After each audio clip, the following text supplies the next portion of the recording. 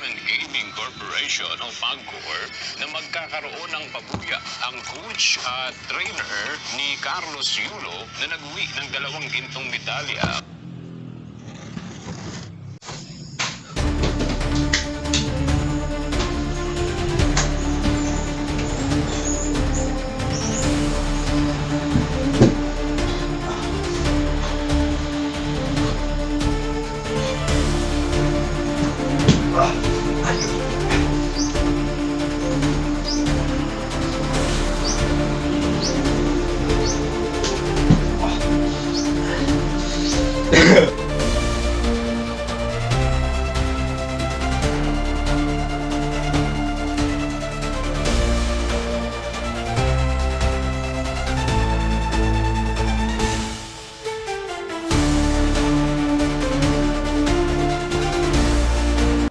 Baliw ka yata eh.